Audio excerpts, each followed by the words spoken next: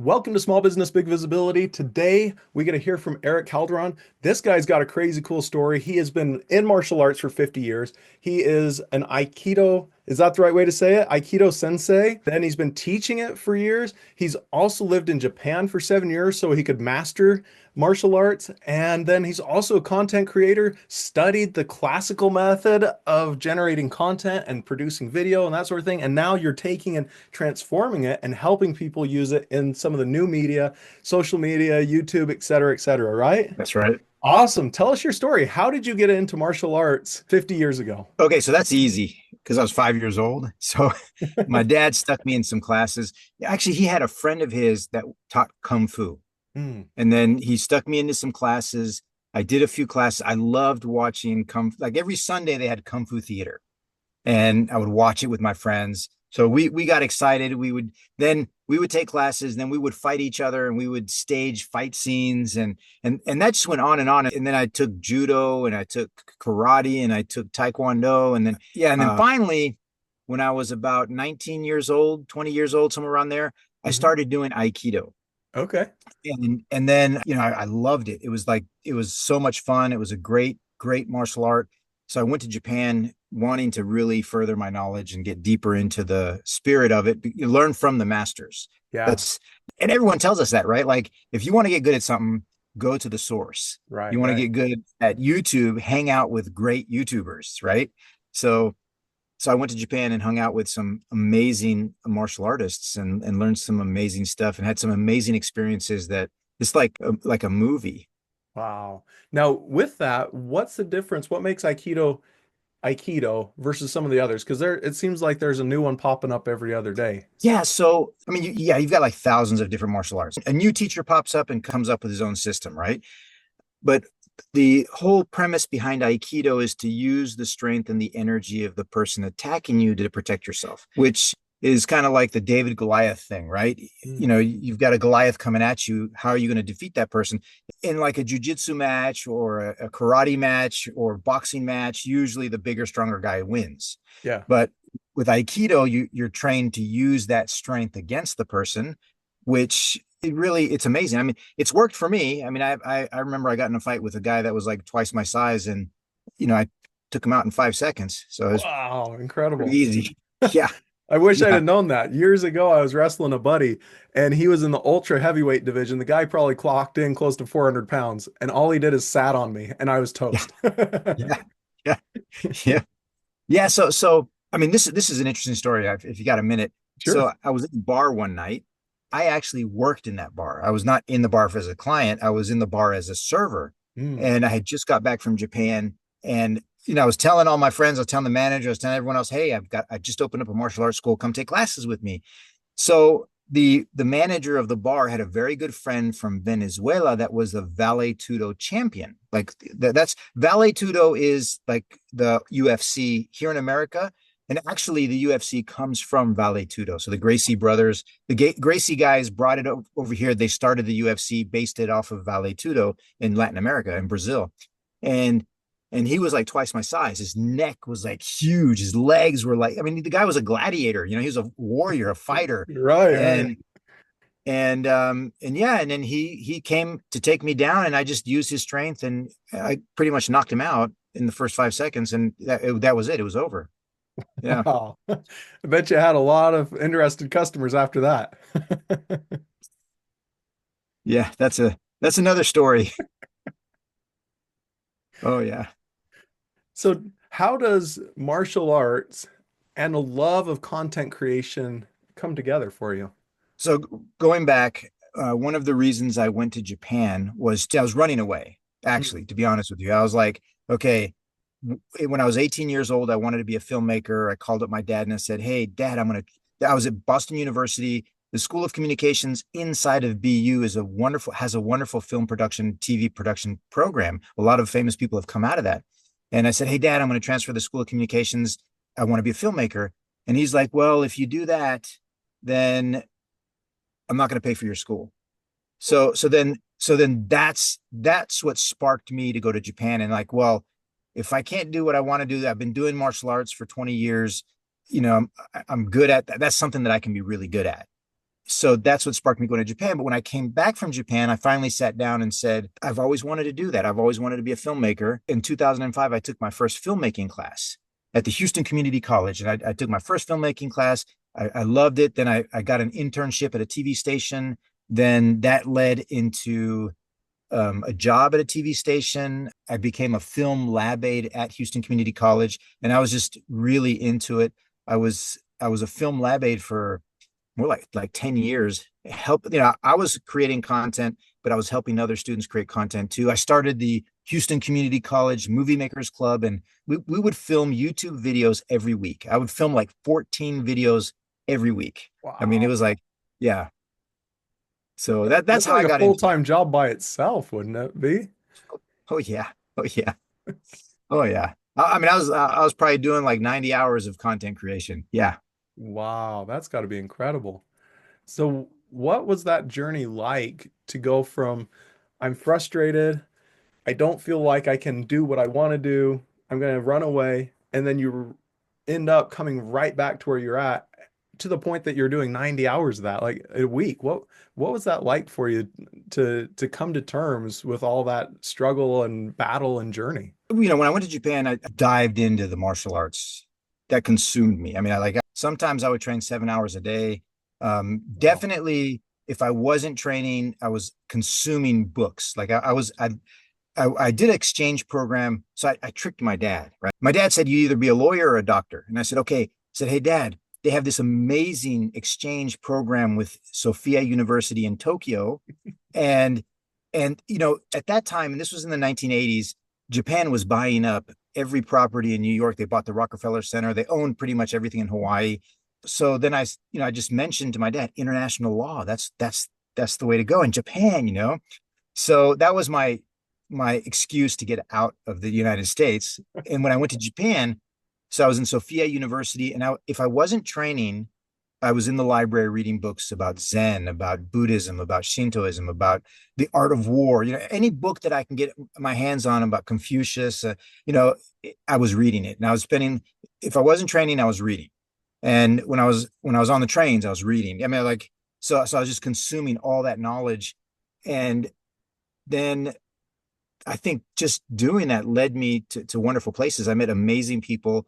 Just putting yourself at such a high level. Like that's how my kids stay in school as long as possible and study and have fun studying because that's going to elevate you further. And everybody says that. I mean, Alex Hormozy's big on that, right? He's like, learn a skill that's going to propel you, right? So I got married in Japan. I had 3 kids in Japan, and then I was realizing, okay, Japan is probably not the place I want to bring up my kids because they're not Japanese. In Japan, you're always going to be a foreigner, and it's a little bit hard for foreigners to integrate into the society. So I moved back to the States for my kids to have like a more opportunity, Yeah. which sometimes I regret. Sometimes I wish maybe I should have stayed in Japan, but then I go back and I see my kids today, and they would not be who they are today if we lived in Japan. Right. So that I mean, just the system here is better, right? For education, especially for girls.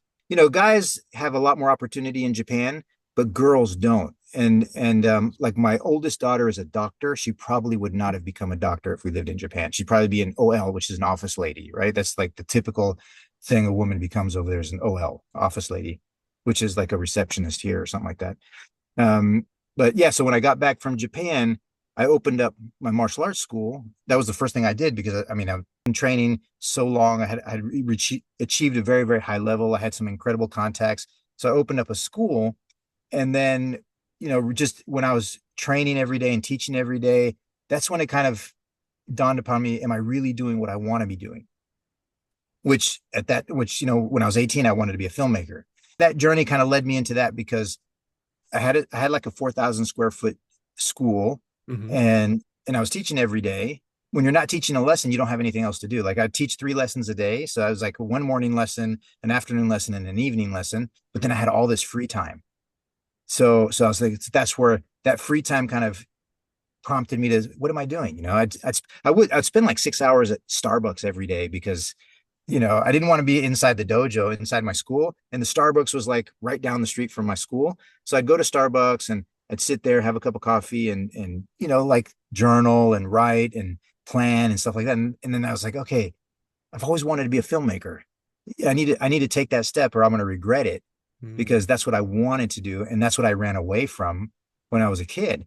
And then I took my first class, and I met some amazing people at the HEC filmmaking program, and then just that just kept on going. And then I kind of shifted a little bit, because in filmmaking, my dream was to make movies. I love movies. I love watching movies. It's Yeah. so much fun to watch movies. It takes you out it puts you in a world that you can only create in the movie theater, right? Yeah. You feel like, when you watch Terminator, you feel like you're in that time zone.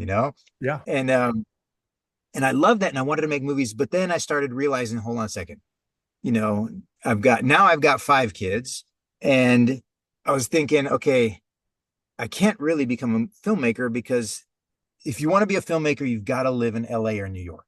Mm. You Okay. it's really hard to make it as a filmmaker unless you have money. If you have money, it doesn't matter. Like, if I had $5 million, I can make a movie right here, or I can make a movie anywhere I want to make it if I had the money. But if you don't have the money, which I didn't have the money, you have to live in LA or New York. And I didn't want to move my family. So then I was, and then with the in the film program, YouTube was starting to get big. I mean, this was like 2010, 2009, 2010, 2011, 2012. And it was, YouTube was a way to publish your work. Anyone and everyone can see it. When I started the Movie Makers Club, that was the whole point, was, hey, let's practice our craft. We'll publish it on YouTube, and we can do anything. And I did a lot of different things. We did a scary film, and then we did a comedy, and then, we just did different films. And then I started getting into movie reviews. So Mm. then I started like a daily show, and that's when we would film every week. We'd film movie reviews, and we would use the screening theater at school, which is really cool because it's like a real movie theater, Oh, and okay. and we'd film in there, right? And that was a lot of fun, and then that's when I started using YouTube a lot. Hmm.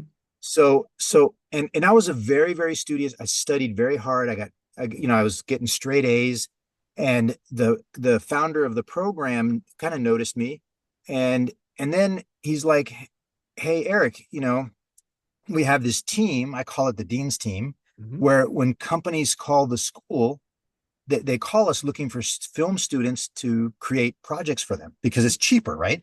A production company, I think the average cost is like $1,000 per minute of final film.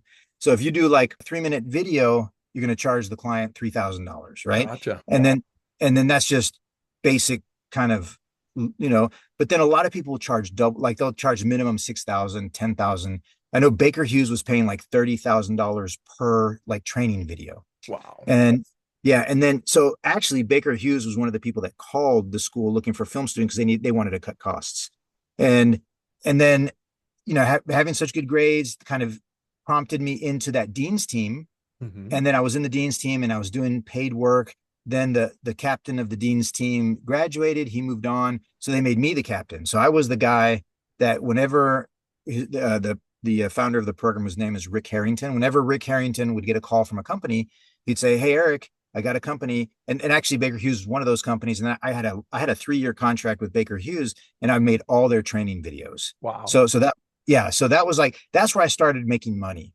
And then of course at the time I was like also realizing that YouTube is the future. Like at that time it was like, companies want to make a video, they need to post it on YouTube, and then they can put a link on their website, they can use that, right? And then so I started getting heavy into YouTube, and I started convincing the clients, hey, you need to put stuff on YouTube. Yeah. And then I actually got a bunch of people to do their YouTube channels, and then that's how I got my start creating content for YouTube. So now I'm like, I would say like a YouTube agency. So people call me and I create their YouTube channel. And I've got a company called like Oak Harvest Financial Group. I do all their YouTube videos. Then I've got a Cortec Foundation repair company. I do their YouTube videos. I've got skin cancer, an Amen Melanoma, like a skin cancer non-for-profit organization. I do their YouTube channel, and then I record a podcast. So that's how it got me into that field. And then, of course, I have my YouTube channel that I was doing for fun. Like I would, Mm. and it was just Erik Calderon. It was called Aikido Life, etc. And one of my inspirations was Casey Neistat. Like Casey Neistat was just my inspiration for creating content because I loved his daily vlogging. I loved the way he made New York look like a character in a film. You know, it's Right. like Yeah. it's like I wanted to go to New York because he made New York look so cool. Yeah. And then everything he did was New York's, style and going to this store and going to this restaurant. I mean, it was a lot of fun. He even made like the FedEx delivery guy hit one of his characters in his in his videos, which it was really cool. And so that my channel was kind of more like that kind of daily vlogging. It was about Aikido, about life, and about etc. I would do like cooking videos with my wife, and I did martial arts demonstrations, and I would show some techniques. I did a series on breath holding. So, and that was just like for me to have fun and experiment. Yeah. And then the YouTube channels that I have for clients was for me to make money. Mm. Gotcha. Yeah. So at this Is point, that, are you still doing the martial arts and still running a school? Are you still doing the YouTube? Like, where's that all line up for you? yeah. So that's a good question. Um, the, so in 2009, the economy crashed Yeah. and I lost a lot of students. I had like 80 students and I was down to 8 students. All my students are adults. So Hmm. I don't really teach kids. And so then that just killed the school. So I closed the school down and I started teaching at a church at um what's it called? The First Baptist? I think it was First Baptist Presbyterian or something like that. I can't remember the name of it, right? Because this was Sure. like 20 years ago. But I was teaching at a church, and then a lady that had a Taekwondo dojo, maybe like 20 miles from my house, she would let me teach on the weekends, and then I would teach during the week at the church. And then at the Texas Rock Gym, they had some space, so I moved the program to the Texas Rock Gym. Then the Texas Rock Gym got sold, and now I actually teach at the YMCA, but only 2 nights a week. I went from 5 nights a week to 2 nights a week, and that was just so I could spend time because the weekends I was teaching every weekend, and Mm. then I was never able to go out of town. I was never able to spend time with my family, so I stopped teaching on the weekends, and now I only teach twice a week, but I still teach. Yeah, Yeah. So yeah, that's still chasing that secondary passion a little yeah. bit, but really this idea of the content is has finally grown into what you wanted it to be at 18. Yeah, yeah, yeah, and then like the martial arts is a way of life. So Mhm. it's I do it a lot to keep me in shape, to keep me healthy, to keep my mind sharp, and it's just exercise, right? And also I think about long term, like when I'm 70 years old, then maybe I can retire and do it full time. But yeah, right now, like now, it's my passion is creating content and just doing YouTube and having fun. So creating that content and specifically YouTube, how does creating YouTube content relate to everything you learned in film school? Yeah, that's another good question. So when in film school, we're taught the traditional methods of creating a film, right? And then you can look at each video you create, you can look at it as a film. Hmm. And there's I think it's the 6 stages of production in a film, which is you have your development stage where you're developing your idea, which nowadays is very important. And they always tell you, you know, create the thumbnail first, Mm. right? That's the big YouTube thing, right? Do the thumbnail first, then work on the title, then work on the script, right? Work on the story because the thumbnail is like the most important thing. And that's what I've learned a lot at Vid Summit, right? Thumbnail first, Yeah. title, then work on the story. Then so that's the development stage, right? Then you go into the pre-production stage. So pre-production is where you are planning everything out. You're finding the locations to shoot. You're finding your actors. You're finding your makeup artist. You're finding, you're getting everything together to be able to shoot. And of course, as in a YouTube, you got to do that too. Like, where can I film? A lot of times for my videos, I'm thinking about that. Like, where am I going to film? How am I going to get permission to film there? Right. Mm. Sometimes you need to get permission. Like in Houston, I think like you can film in Houston parks, but you need to get permission, or you got to get releases, all that stuff. Then after you do pre-production, you go into the production phase, which is actual shooting. So you film. So yesterday I filmed an episode with Cortec Foundation, and yeah, I wrote the script, I prepped the script and everything. Then last night I went out and we filmed it, right? Mm. Because that's the production part. Then you have the post production. So post production is your editing, and then in the post production, that's a huge field right there, right? You, especially with editing, you've got the color, you've got the sound, you've got the animations, all that stuff that you want to put into your video to make it look cool is the post production part. Then after post production, you have exhibition, right? So exhibition is exhibit, you show the film. Mm. And that's like, I mean, you have, so it's kind of interesting because you have exhibition and then you have distribution, right? So I think with YouTube, you kind of combine these two, because in the film world, exhibition is when you show your film at a theater for the first time. You're Gotcha. showing it, right? Like, the grand opening, the premiere opening of the film, or you're exhibiting it at a film content, like a film show like Sundance or something like that, where you show the film in order to get eyeballs on it, to create the buzz, so that the distributor, when you go into distribution, they're going to buy it from you and put it in every single movie theater, put it on DVD, put it, and then it goes into TV stations. So they've got their whole distribution channel, right? With YouTube, you're doing that on YouTube, but you also have to think about distribution. And some people go ahead and they share that on their social media. Like they'll put the video on YouTube and then they'll share it on Facebook, they'll share it on Twitter, they'll share it on Instagram, and that's part of the distribution exhibition. Gotcha. So Yeah. which of all those steps do you think just kind of like I'm sure you've got some inside knowledge because you've worked with people and organizations, but then I'm sure you're on YouTube and watching these. Which do you think gets skipped the most? Um, Or maybe not even skipped, but they just gloss over it and don't give it the attention it deserves.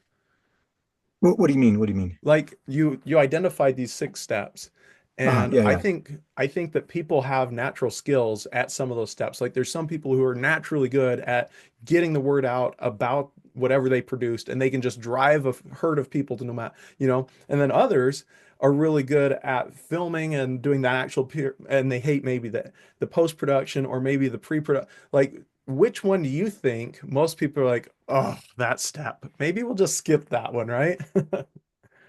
Well, obviously the production, the what's it called, the editing, the post production is probably what people hate the most, Mm. because that's the most time consuming part of it, right? If you do it right, for every minute you should be spending 4 hours of time editing, right? So if your video is 10 minutes long, then if you want it to be really good, you're looking at 40 hours of work, right? And what's that girl's name? Um, what is her name? Jenny Hoyo. You know Jenny Hoyo? No, I don't. No. Okay, Jenny Hoyo is an amazing YouTuber. She's like, I think she's 18 years old now, but she was at Vid Summit last year and she gave a speech at Vid Summit last year. Mm. And back then she would do 30-second shorts. Like her claim to fame were shorts, and she would do these amazing shorts. And she would literally, for 30 seconds, she would literally spend 10 hours or more editing. Whoa. And but then, her stuff is awesome. Everyone loves her stuff. She's got, I think, like, I can't remember if it was like 30 million subscribers or something like that. She's got like millions and millions of subscribers to her channel. But I think that's the part that people want to skip over and they hate the most. The Hmm. production part, of course, is the funnest part. That's when you got the camera and you're rolling and you're in front of the camera, and that's what people like the most. Hmm. And the planning part, they probably don't plan as much as they should. Mm. Yeah. Yeah, that makes sense. And I think that it really shows when someone skips one of those steps, right? The quality of whatever gets produced just goes wow. And I imagine Yeah. you can especially see it having been on the other side and producing so much content for so many years. You probably Yeah. can see when you're watching the video, be like, oh, they probably didn't spend enough time doing this. Yep. So Definitely. if you were to give some advice to people who maybe they're business owners trying to figure out how to create content, maybe they're kind of in that stage where you were at 18 where you're like, "Oh man, this is where I want to be." and they don't know how to get there, like what advice would you give to those people who are either trying to get into it for whatever reason? Yeah, you know what this is what I tell everyone. And this is what you hear everywhere, right? Is just press record and upload. So I was talking to a guy yesterday and he's like, "Oh, I've always wanted to do a YouTube channel." And I'm like, "Dude, just start it. Just it doesn't matter because and this let's say it's going to take you 100 uploads before you get even halfway decent. Like before you get a little bit good, Yeah. you're gonna have to upload 100 videos, right? And if you're uploading every day, that's 100 days. But no one's gonna upload every day. So let's say it's gonna take them, if they upload twice a week or once a week, it's still gonna be a year or two to start getting good. And so I think that's the biggest thing is like just come up with an idea, shoot it, put it up, and even if it's terrible, who cares? It's better to put something up that's terrible than to not put anything up because you're worried about it being terrible. Hmm. Yeah, but that's my advice. I mean, just hit record, upload it, and then little by little, if you can get 1% better every day, every time you upload, if you can get 1% better, then after 100 uploads, you're going to be 100% better. Definitely. I love it. That's such good advice. Yeah. So many people I know sit and stress and stress and stress. Yeah. Oh, I hate the way I sound on the camera. It doesn't sound anything like me. And oh, I hate Yep. the way I look. And they make Yep. up excuse after excuse after excuse. And when you cut through it, you're like, so you're saying you're scared. Okay, yeah, Yeah. I'm scared. Yeah. Yeah. Yeah. Yeah. When I look back, sometimes I'll look back at my first video that I uploaded to YouTube and I'm like, oh my God, I can't believe I uploaded that. It was a trail running, like I used to trail run. Oh, So okay. I made a trail running vlog, like one of the parks in Houston where you can trail run. And I narrated it and it was like, I mean, oh my God, it's embarrassing. And that's such a good thing for you to say because that says, I was here. Now, all these years later, I'm here. And as I look Yeah. back, I can see all the gain, right? Yeah. So, Oh yeah. Oh yeah. Oh yeah. Yeah. Yeah, definitely. I mean, and that's the nice thing too, because you see your growth.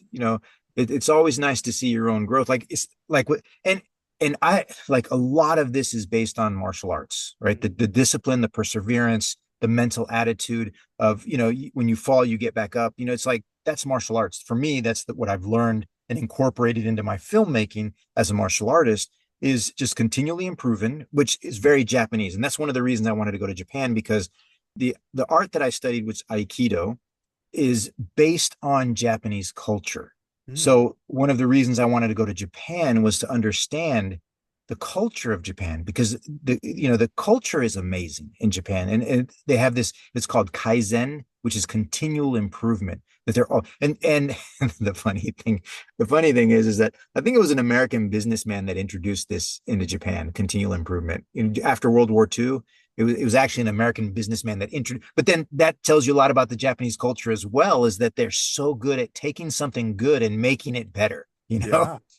So and so then that continual improvement, that attitude, and then the discipline, the dedication to work. Work is so important in Japan, and you know pushing yourself to really focus and concentrate. Like one of the things that impressed me about Tokyo was that your typical hobbyist in Japan, like golfer, baseball, whatever their hobby is, photography, their hobby, they take it to such a high level that it's better than the professionals here in the United States. You know? Wow.